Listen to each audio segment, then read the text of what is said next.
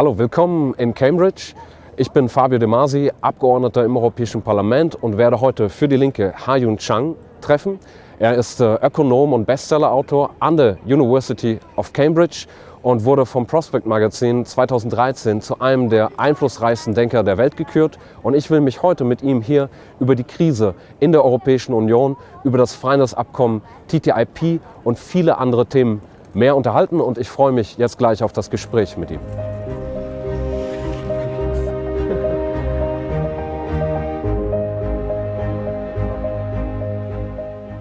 You've written a lot about free trade and economic development.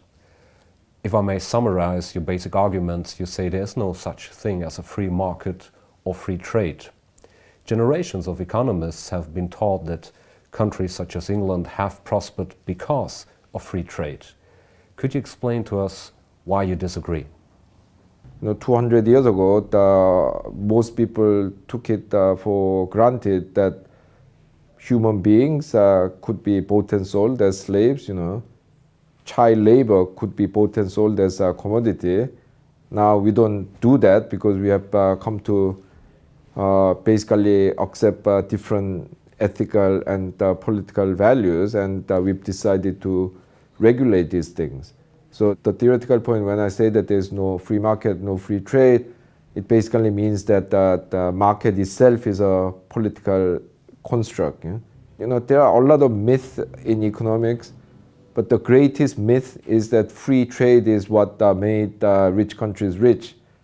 I mean, this myth is so pervasive that some people would even argue that if you don't believe in free trade, you are not an economist. But actually, when you look at the real history, the reality is that the exact opposite. The people think that the British invented free trade. That's why they became the world economic hegemon in the 19th century. They think that the Americans that succeeded even more than the British because they did even more free trade.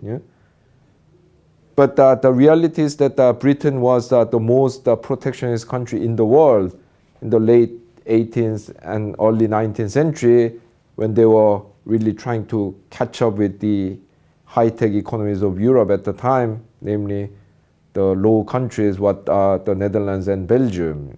In the late 19th century, early 20th century, when the US was trying to catch up with Britain, it used the protectionism, and for about 120 years, until the Second World War, the US was the most protected economy in the world. Almost all of the rich countries, I think the only exceptions are the Netherlands and Switzerland to a lesser extent. But basically everyone else used protectionism, government subsidies, government regulations, and other types of government intervention in order to promote their industries until they become rich. And then they start preaching free trade to other people. This is what the great 19th century German economist Friedrich List called kicking away the ladder. So you use a ladder, i.e. protectionism, to climb to the top, and you kick that ladder away by preaching free trade to poorer countries so that poorer countries cannot catch up with you. And that was actually the title of my 2002 book, which got quite a lot of attention. I've written in the book how the reality of capitalist development is so completely different from the myth that we are fed day after day after day. Ha-Joon, it was a pleasure to talk to you. Hope to see you soon again. Well, thank you for having me.